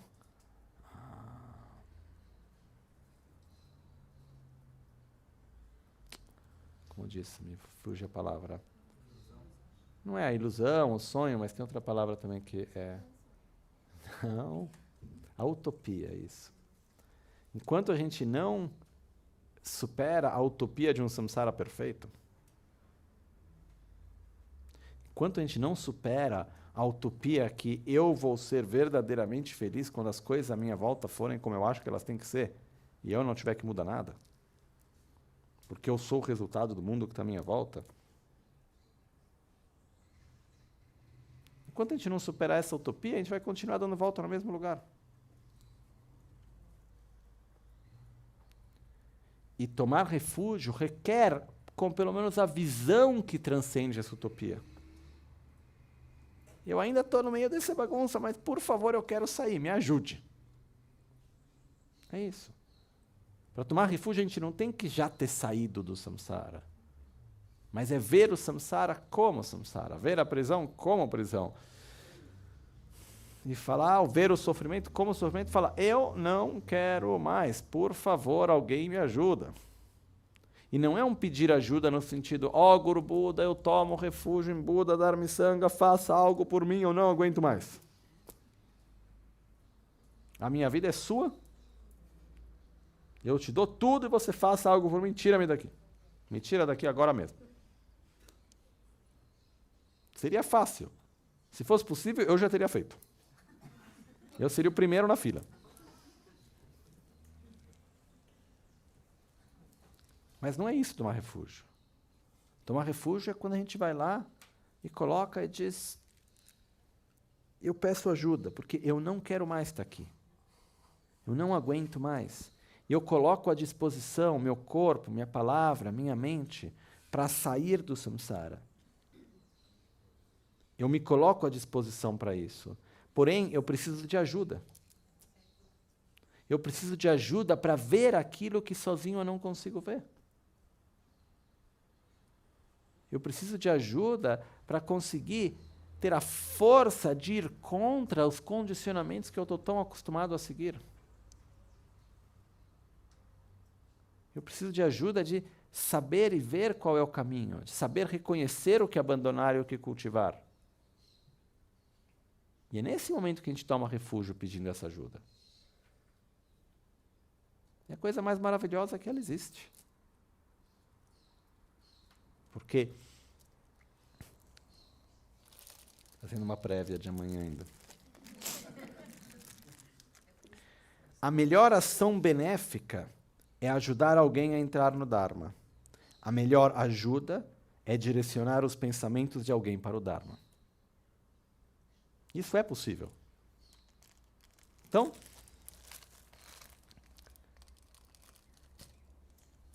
a melhor ajuda que a gente pode receber é quando alguém nos ajuda a ver algo que antes a gente não via com clareza, a ver a realidade, a abrir o nosso coração, a reconhecer os nossos próprios limites, os nossos próprios venenos, a ter uma visão mais ampla de horizonte do que eu quero, do que eu preciso, a ver o samsara como samsara. Só isso por si só já é maravilhoso. E a gente tem a grande fortuna de ter seres que nos ajudam nisso. Tanto que a gente conheça fisicamente ou não. E uma coisa que eu acredito profundamente, que eu não sei muito bem como colocar isso em palavras, porém, quando a gente toma refúgio, efetivamente, não é apenas uma coisa psicológica, de eu estar lá tomando refúgio, isso vai fazer uma funcionar porque eu tenho a sensação que alguém está me ajudando, por isso eu vou me sentir melhor. Existe uma conexão profunda e verdadeira que se cria. O que são as bênçãos? Eu passei um bom tempo tentando entender o que eram bênçãos, tá? Vários anos. E eu tive um certo entendimento, espero que esteja correto, uma vez no Tibete, junto com meu mestre, que faleceu ano passado, Kachin Losam Phuntsho Rinpoche, o Baji de Tashilhunpo. Eu perguntei para ele qual é a definição de bênção. E ele pensou um pouco, tal, e ele disse, bênção é, traduzindo um pouco, ele disse, bênção é ser uma condição favorável para a transformação da mente de uma forma positiva. Existem situações, condições, a gente recebe uma bênção através do quê? Uma palavra que a gente escuta, uma imagem que a gente vê, uma presença de alguém, um lugar que a gente vai. E através daquele lugar, daquela presença, daquela palavra, daquela memória, mexe algo dentro de nós. E a gente consegue ver o que a gente não via. A gente consegue abrir o nosso coração onde antes a gente não abria. A gente consegue fazer um passo a mais, interiormente. Essas condições são as bênçãos. Assim, ontem eu falei da minha experiência em Tashilhunpo, no Tibete. É incrível, porque é praticamente físico a sensação de estar dentro ou fora do monastério, a sensação interna de conexão com a prática e todo o resto. É incrível isso. Isso são bênçãos que existem num lugar. Porque seres podem abençoar outros seres, seres podem abençoar locais, e locais podem abençoar seres. O que são lugares sagrados? São lugares que, quando nós vamos nesses lugares, têm a capacidade de nos abençoar. Ou seja, a estar neste local tem o poder de fazer com que nós nos conectamos com os aspectos mais profundos e que faça uma mudança dentro de nós, que as coisas se mexam na correta direção. Eu, pela minha fortuna, já tive em vários lugares assim. Já tive várias oportunidades. Porém, o que se coloca com muita clareza nos ensinamentos é os seres sagrados, os seres iluminados, estão aí constantemente concedendo as suas bênçãos. É como se fosse uma central com uma antena de rádio que está mandando lá, o programa está sempre sendo broadcasted, como se diz. Transmitido, está sempre sendo transmitido. Agora, se o nosso rádio está ligado ou não, ou está sintonizado num canal ou em outro, aí já é outra história. Quando é que a gente sintoniza o rádio no canal certo? Quando a gente pede ajuda, quando a gente se abre. Mesmo diante de uma pessoa no mundo, digamos, bem ordinário, tá? Quando a gente está diante de outra pessoa, qual é o momento que cria uma conexão para poder de verdade ajudar o outro? quando o outro se abre para receber ajuda. Ou não? Já tentaram ajudar alguém que não queria ajuda? É extremamente difícil. E quando é um momento que de verdade a gente pode se conectar com a pessoa e levar ajuda de uma forma verdadeira? Quando a outra pessoa, ela pede. O pedido tem um poder extremamente importante. E não é, se você não pediu, eu não vou te ajudar porque eu tenho meu orgulho, então não te ajudo. Não é isso. O que me permite receber ajuda é o pedido. É quando eu vou me sintonizar no canal certo, é quando eu vou me abrir. Tradicionalmente se usa a metáfora que diz o gancho de sabedoria dos Budas necessita da argola da fé de cada um de nós. Mas o que é essa argola da fé? É, antes de tudo, o nosso pedido de ajuda. Então, porque tem outra coisa, quando eu peço ajuda, eu reconheço a minha fraqueza. E eu reconheço a minha força ao mesmo tempo, porque eu não estou pedindo ajuda no sentido, faça algo por mim. Eu estou pedindo ajuda, abençoe-me, mostre-me o caminho para que eu possa caminhar com as minhas próprias pernas. Então, no pedir ajuda, eu reconheço tanto a minha fraqueza quanto a minha força. Isso tem um poder enorme. Okay? E é algo profundo, é algo verdadeiro. Uma vez que a gente toma refúgio de verdade, não tem mais para voltar atrás. Não dá para... Antes e depois tem uma diferença real. Porém, é possível que a gente tenha momentos no qual a gente é tocado, aí tem momentos no qual a gente acaba se perdendo com outras coisas, aí tem momentos que a gente volta de novo para aquilo. Porque tem que criar esse condicionamento positivo.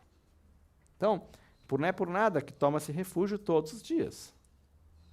E se diz que Buda, ele, nos seus ensinamentos, para alguns discípulos, ele disse, tomar refúgio é apenas dizer, tomo refúgio em Buda, tomo refúgio no Dharma, tomo refúgio na Sangha. O que você pensa não importa, o que é importante é o que você recite. Para outros discípulos, Buda disse, olha, o que você diz não importa, o importante é o que você pensa. Por quê? Se ele fosse para algumas pessoas, dissesse, olha, o importante é o que você pensa, não, isso é difícil demais para mim. Não vou nem começar. Mas se a gente começa a recitar todos os dias, toma refúgio em Buda, toma refúgio no Dharma, toma refúgio na Sangha, e repete esse ato todos os dias, mesmo que seja superficial e não verdadeiro, vai criando sementes, vai devagarzinho mexendo, e tem uma hora que acontece um movimento interno. Pode demorar, mas essa é a direção que a gente coloca a nossa energia. Qual que é o refúgio efetivo? No nosso coração, na parte mais profunda da nossa mente. Que vai além de qualquer palavra, de qualquer forma. Okay?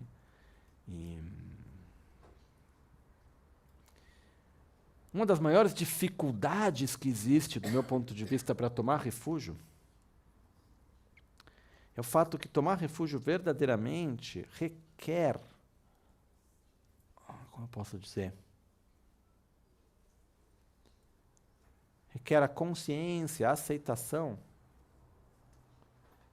que a nossa visão da realidade é ilusória. Requer a aceitação que onde eu projeto a minha felicidade é ilusório. E eu ainda não tenho a certeza no outro lado ainda. Então existe medo que vem junto também. Porém, tudo isso para dizer que antes de tomar refúgio é importante refletir sobre as 4 nobres verdades. O que é o sofrimento? Por que eu sofro? O que é a felicidade? O que eu devo fazer para ser feliz e não sofrer? Essas 4 perguntas nós deveríamos nos fazer todos os dias. O que eu vou fazer hoje, então, para ser feliz e não sofrer? Quais são as minhas prioridades? A gente deveria repetir essa pergunta todos os dias. E tem vezes que vai ser difícil se fazer essas perguntas. Tem vezes que vai ser difícil tomar refúgio, porque nós temos um profundo apego pelo samsara. É como ter que ir embora da prisão e deixar os amigos. E a sopa que é gostosa. Eu já gosto da minha cela.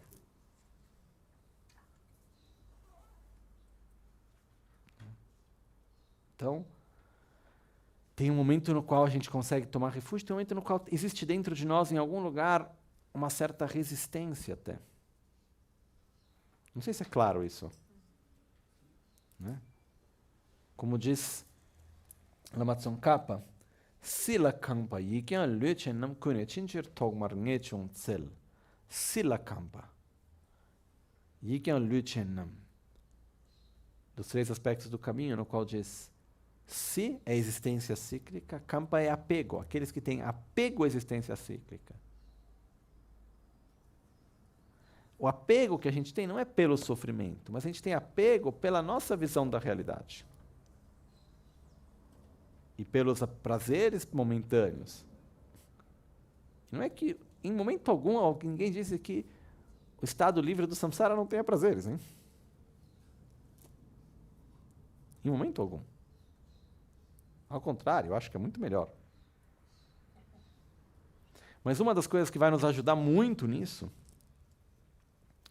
é a gente, no processo de refletir sobre as 4 novas verdades, refletir bem sobre a terceira. O que é a liberdade do samsara? O que é o nirvana? E tentar, por um momento, nesse processo de reflexão, se imaginar nesse corpo, nessa vida. Não estou falando de se imaginar numa vida, numa terra pura, com outra coisa, não sendo mais si mesmo. Não. Eu, hoje, aqui, como eu seria livre do samsara? No momento no qual a gente conseguir se visualizar nessa vida, nesse corpo, fora do ciclo de existência cíclica, isso gera uma luz interna. Isso acende a luz no fim do túnel. Fala, uau, é isso que eu quero. Isso é muito importante, porque senão tem o perigo da gente ficar apenas no sofrimento que eu não quero e entra numa coisa de culpa e de peso, aí fica muito pesado isso, aí eu quero sair do samsara, como é ruim o samsara. A gente fica apenas olhando o lado da escuridão. Mas o fato é que nós temos a possibilidade de trazer a luz. A gente tem que reconhecer isso. E tem que se imaginar, tem que se visualizar, tem que acreditar, eu posso. E para fazer isso a gente tem que se imaginar. Como seria se a gente fosse um Buda? Tente fazer o exercício. Por exemplo, vamos pegar as 5 sabedorias dos 5 Jnani Budas. Ok? Como que eu seria se eu fosse um Buda? Começando por Amoghasiddhi. E não teria mais ciúmes, não teria mais inveja, não teria mais dúvida, teria certeza em todas as ações. Já começou bem, né? Não teria mais medo. E a sabedoria de Ratnasambhava? Que um Buda tem tudo. Eu não teria mais arrogância. Não teria mais a necessidade de me comparar com os outros. Teria humildade. A grande alegria, o grande êxtase de compartilhar e ajudar e doar aos outros. Sem medo de não ter. Livre de qualquer forma de avareza. Eu teria a sabedoria de equanimidade, onde eu saberia ver o que tem em comum entre cada fenômeno e cada ser em todos os momentos. Essa é a sabedoria de Akshobhya. Estaria livre da raiva. livre do rancor, da tristeza, do ódio. Teria um estado interior de amor, de equilíbrio, um estado interior de estabilidade, onde o que quer que acontecesse fora não me tiraria do meu eixo, do meu estado interior de paz. Teria um estado da mente que era livre de qualquer conflito, um estado de alegria espontânea. E se eu fosse como Amitabha? Teria um correto discernimento, não teria mais insatisfação, saberia me relacionar com cada situação bem, usar a palavra de uma forma sempre virtuosa e pura, e o controle da mente. E se eu fosse como Vairochana, eu teria a capacidade a cada momento de poder ter consciência e ciência de tudo aquilo que aparece e surge a mim, cada fenômeno a cada momento, me conectando com cada coisa sem me sentir desconectado de nada e totalmente reconhecendo a liberdade que eu tenho em cada ação, em cada movimento, em cada pensamento, vivendo num estado de infinito espaço interior. Então, tentem se visualizar, se imaginar dessa maneira. O dia que a gente conseguir se imaginar de verdade, sem ter que mudar o corpo, sem ter que mudar o contexto social, familiar, o que for. E por um instante, nem que seja um instante, a gente conseguir sentir, poderia ser verdade. Aí a gente está pronto para tomar refúgio também. Porque o refúgio ele vem disso, eu quero isso para mim. E é por isso que eu vou cultivar o que eu quero realizar e vou abandonar aquilo que eu não quero porque eu posso. E aí então que a gente toma refúgio no Buda, que nos mostra o caminho, toma refúgio no Dharma, o caminho a seguir, toma refúgio na Sangha, a companhia espiritual durante o nosso caminho, toma refúgio no Guru. E aí sim faz toda a diferença. Ok?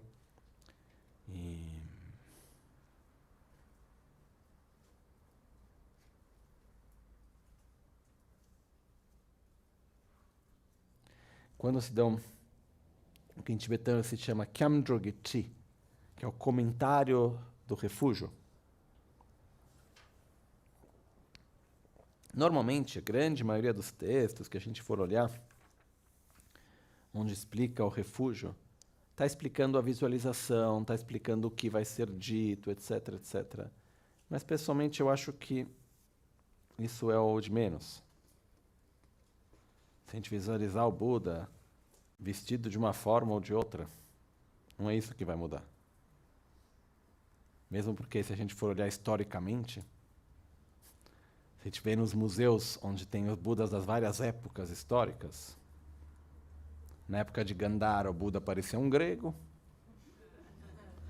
na China, o Buda parecia um chinês, e assim por diante. Né? Então, não é a forma como eu visualizo, é o sentimento que eu vou gerar dentro de mim. Se tem uma coisa que é extremamente saudável para todos nós, é conseguir parar uma vez por dia e refletir sobre tudo isso. Conseguir se perguntar o que é o sofrimento de verdade, o que eu quero abandonar de verdade e o que eu quero obter de verdade. Eu peço ajuda para que eu consiga fazer isso. Isso tem um poder enorme na nossa vida, enorme. Okay? Então, eu convido cada um a dedicar um pouquinho de tempo quando sentar para fazer a prática. De manhã, possivelmente, algum outro momento do dia, parar e refletir o que é o sofrimento, quais são as causas do sofrimento, o que é a felicidade, se visualizar feliz. reconhecer o próprio potencial e dizer, pois isso então, irei abandonar certas ações, irei cultivar outras, porque o que eu quero fazer para ser feliz e não sofrer. Ok. Deixa eu passar rapidamente aqui e ver se tem algo no comentário de Papum Karinpoche que eu posso colocar mais nesse momento.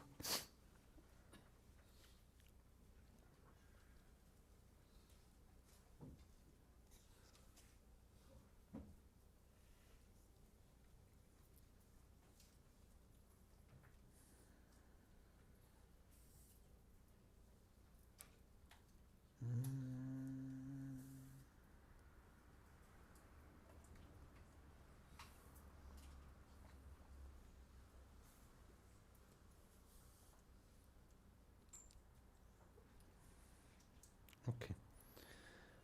Enquanto eu estou vendo aqui, quando a gente toma refúgio, a gente primeiro gera esse estado interior, que é o mais importante. Mas tem todo um processo que tem uma conclusão. Então a gente visualiza na nossa frente no começo o Guru Buda, a gente faz esse pedido da parte mais profunda do nosso coração. E quando a gente faz o pedido, a gente visualiza que Guru Buda à nossa frente, em silêncio, nos sorri. E com esse sorriso é o sinal que ele aceita o nosso pedido. Nesse momento, então, raios de luz e néctar das 5 cores, ou seja, branca, vermelha, azul, amarela e verde, se emanam dos 5 chakras de Guru Buda, uma por vez, e se absorvem nos nossos 5 chakras. Okay? Trazendo as qualidades dos 5 Jnani Budas, purificando as nossas negatividades, revitalizando as nossas qualidades, abençoando o nosso corpo, nossa palavra, nossa mente, nos abençoando no todo. E a gente sente principalmente essa alegria profunda de receber o refúgio. Isso é um dos aspectos mais importantes nesse momento. Ok? A gente pode recitar em português, toma um refúgio no Guru, toma um refúgio em Buda, toma um refúgio no Dharma, toma um refúgio na Sangha, ou em sânscrito, Namo Gurubhye, Namo Buddhaya, Namo Dharmaya, Namo Sanghaya, que é a forma mais comum. Ou em tibetano, Lama Lakyapsutio, Sangha Lakyapsutio, Chö Lakyapsutio, Gendo Lakyapsutio. O mais comum que a gente sempre faz é em sânscrito. Mas o mais importante é o sentimento que a gente gera, a visualização que a gente tem e o estado interior que a gente vai gerar nesse momento. E eu tenho certeza que se a gente tomar refúgio com a correta atitude, não dá para começar de um jeito e terminar igual. Mexe dentro de nós, inevitavelmente. E é o que a gente precisa se redirecionar e não continuar no padrão habitual que a gente tem do dia a dia. É isso. Ok?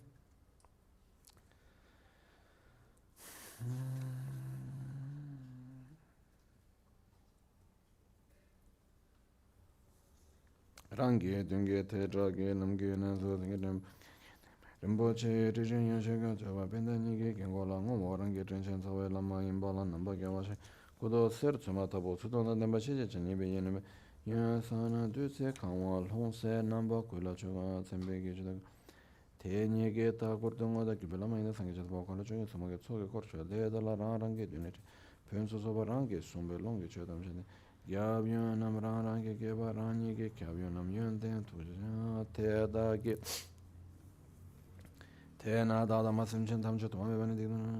uma coisa que a gente pode colocar, mas que eu acho que para a maioria de nós funciona melhor na segunda parte, é quando a gente toma refúgio, a gente reconhece o sofrimento e essa vontade de sair, não apenas nosso, mas dos outros seres também.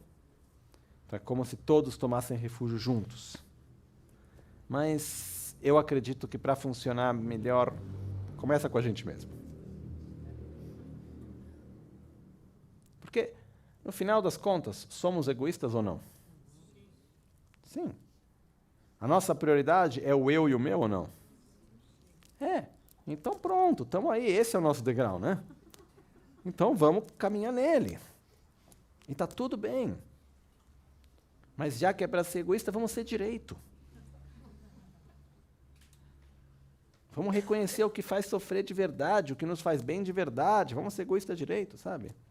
E não continuar batendo a cabeça, achando que está se fazendo carinho. Dando volta no mesmo lugar, que não leva a nada. Eu acho que cada um sabe melhor do que eu estou dizendo, por si só.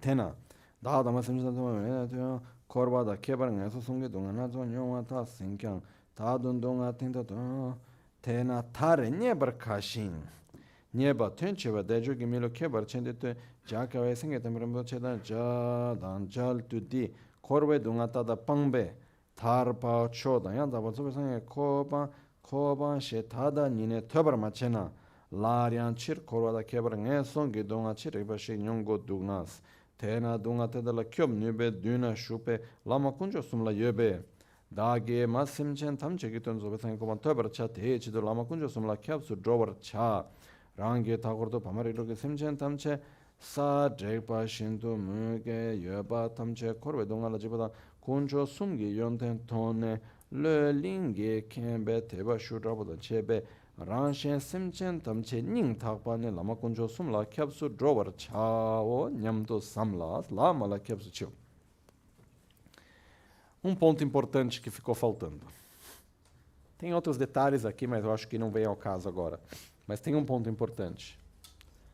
Quando a gente está diante de Guru Buda, a gente reconhece o sofrimento, a gente se imagina num estado de felicidade profundo, a gente deseja atingir isso. A gente lembra, antes de tudo, diante disso, a gente lembra que a nossa vida é impermanente. Que hoje a gente está aqui. Que nesse momento, por causas e condições que a gente não sabe descrever quais são, a gente está aqui. Não sei por que eu sim e o outro não, mas eu estou aqui. E eu tenho essa preciosidade dessas condições nessa vida que me permitem observar e reconhecer o samsara, me permitem entrar em contato com o Dharma, me permitem ter esse caminho à minha frente. Se eu não colher essa oportunidade agora, hoje, quando eu vou fazer?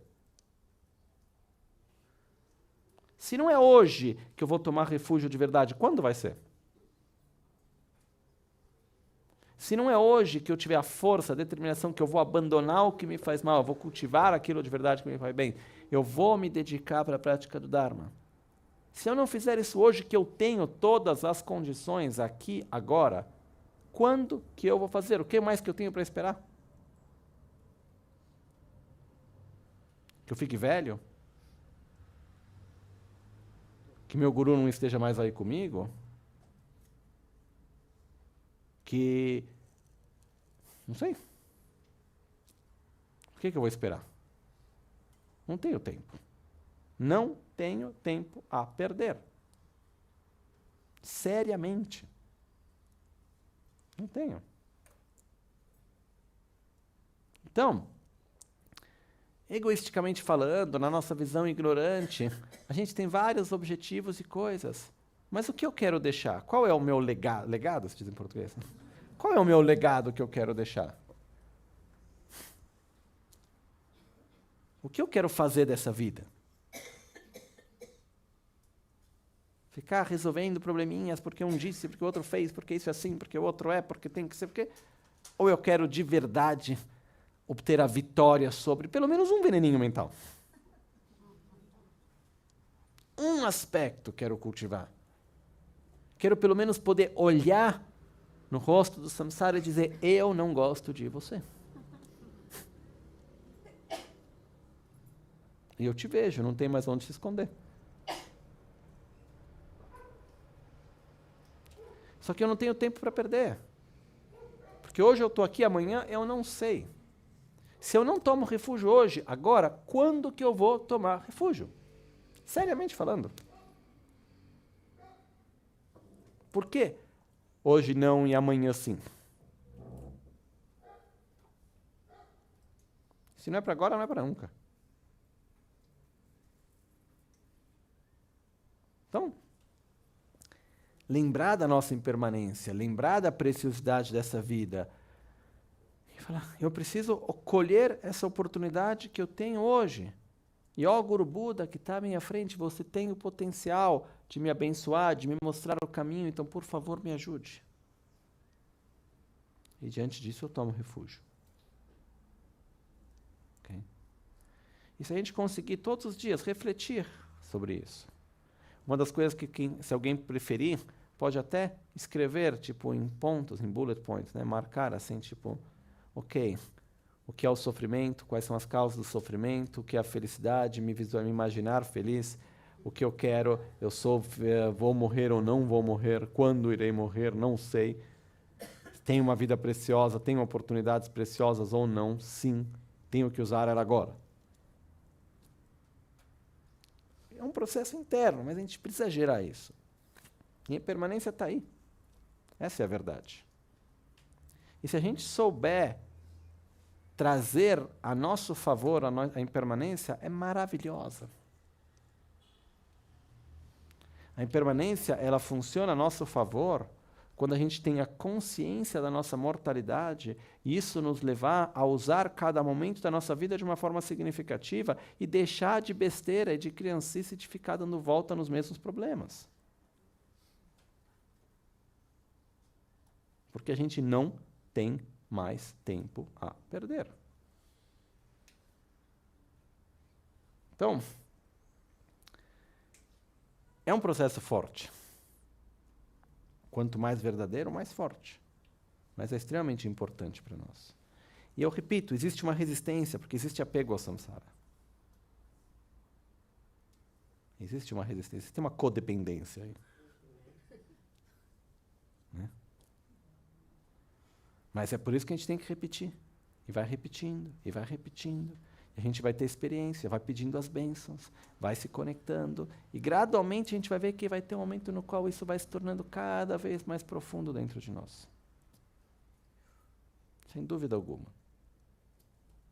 E provavelmente, vocês vão ver que vai ter um dia, depois de 20 anos, tomando refúgio todo dia, que algo vai mexer profundamente.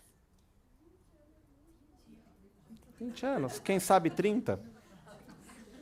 Ou 40? Não é nada 20 anos. Mas pode ser daqui um mês, daqui uma semana, daqui 2 dias. A gente não sabe. O que eu quero dizer é que não tem pressa. O que a gente precisa é urgência, não pressa. É urgência de fazer, não pressa de chegar. Não sei se é clara a diferença dos dois. Não tem que ter pressa de chegar. Porque a pressa de chegar faz com que a gente nunca parta. Ah, não vou chegar em tempo, então para que eu vou sair? Ah, vai demorar muito, então eu não vou nem começar. A gente tem a urgência de usar cada momento. E cada momento é um passo que a gente faz. E como dizia um dos meus mestres, Gelek Rinpoche, a gente nunca sabe quando chega no topo da montanha enquanto não chega no topo da montanha. Não sei se vocês já subiram uma montanha. O que acontece quando está subindo a montanha? A gente nunca sabe que chegou em cima da montanha enquanto não chegou. Porque quando falta pouco, você está olhando, não dá para saber exatamente quanto ainda tem.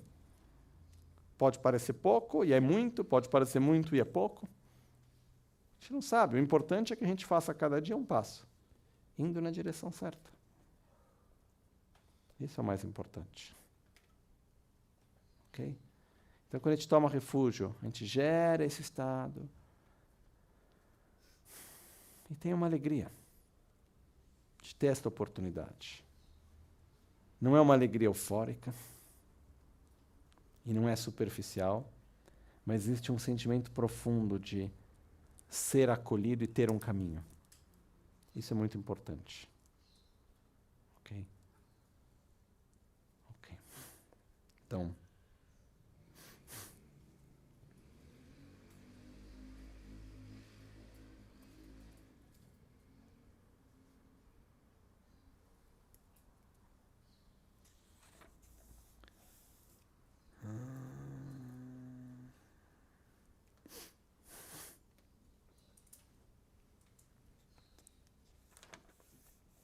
Ok. Antes de passar para a próxima parte, porque eu queria colocar mais ênfase nessas primeiras alguns pontos hoje, na verdade. Porque a parte mais técnica em si está no YouTube. Já expliquei algumas vezes, dá para escutar. Mas o objetivo principal é a gente poder tocar o coração, a gente poder entender mais profundo o que a gente está fazendo aqui. Ok? Então a gente vai fazer uma pausa, como a gente fez ontem, mas antes disso, vamos sentar um minutinho, vamos tomar refúgio juntos. Ok?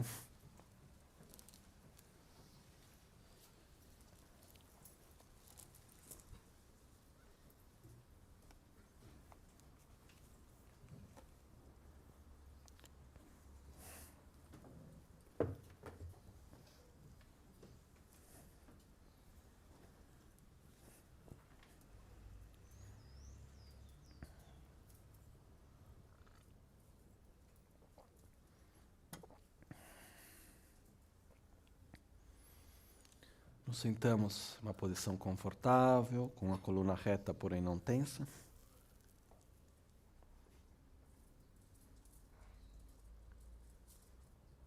Os ombros relaxados.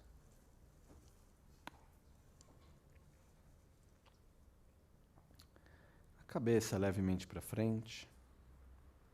A boca relaxada. Os olhos levemente fechados, olhando para baixo. Consciência sobre a nossa respiração.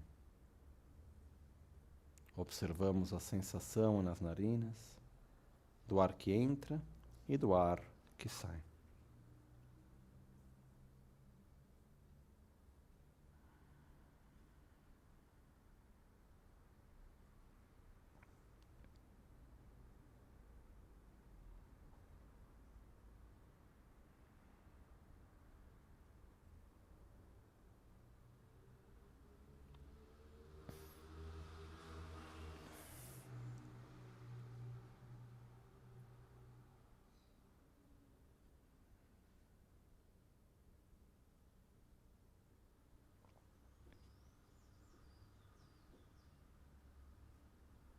No espaço à nossa frente, surge Guru Buda, na aparência como Buda Shakyamuni. Sentado sobre um belíssimo trono, sustentado por 8 leões, com um assento de lótus, sol e lua. Guru Buda, na aparência como Buda Shakyamuni, tem a mão direita no mudra da estabilidade e a mão esquerda no mudra da meditação. Guru Buda nos sorri.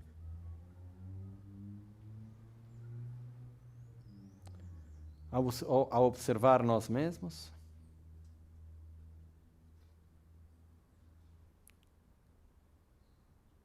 reconhecemos o ciclo de sofrimento no qual estamos.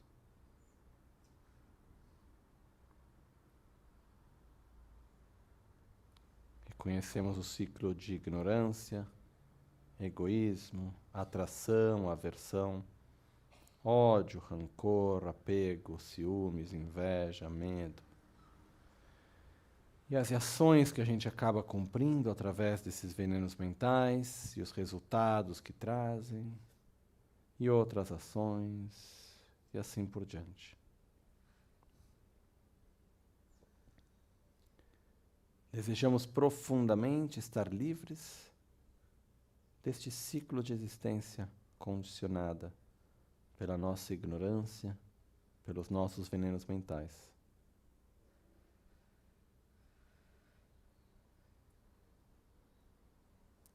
Desejo profundamente viver em um estado de paz, onde quer que seja, porém em paz. Livre do apego, e sim com satisfação. Livre da aversão, do ódio, e sim num estado de amor, de respeito, de gratidão, com alegria, com satisfação,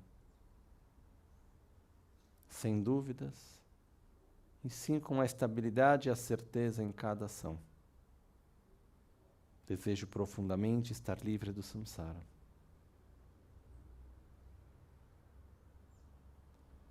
Para isso, me comprometo profundamente em abandonar quaisquer ações que levem a mais sofrimento e a cultivar aquilo que é necessário para me levar cada vez mais perto de um estado de paz e satisfação verdadeiro.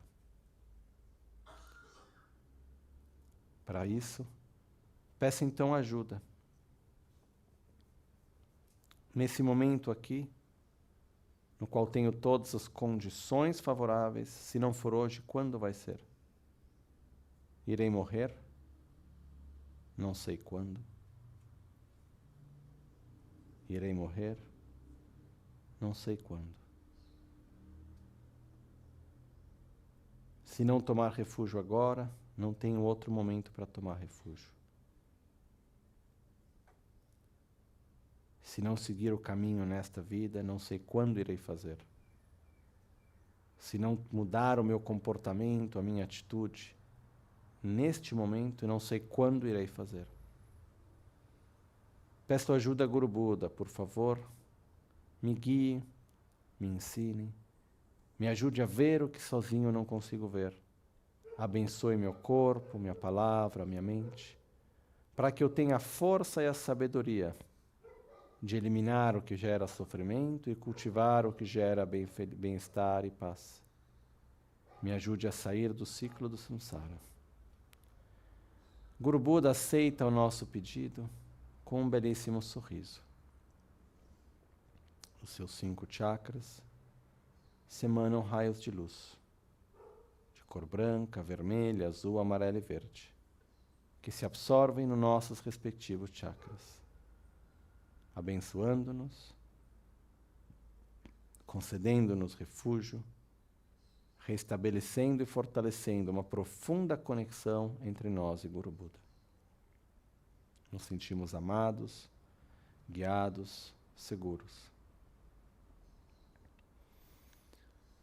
Namo Guru Bhye, Namo Buddhaya, Namo Dharmaya, Sangaya, Namo Guru Bhye, Namo Buddhaya, Namo Dharmaya, Namo Sangaya, Namo Guru Bhye, Namo Buddhaya, Namo Dharmaya, Namo Sangaya, Namo Triratnaya.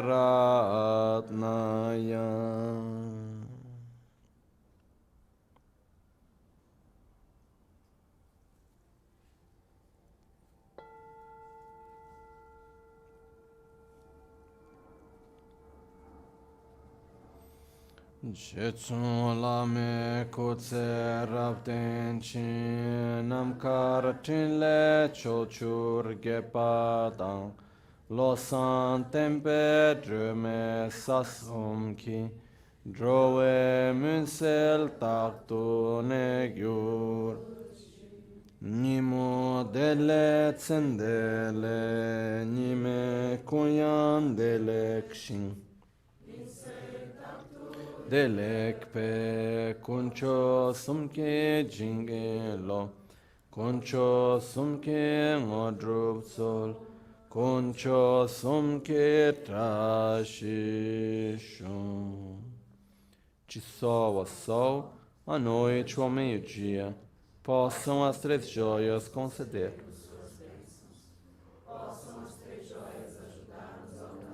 todas as realizações, possam as três joias espalhar muitos sinais auspiciosos no caminho de nossas vidas.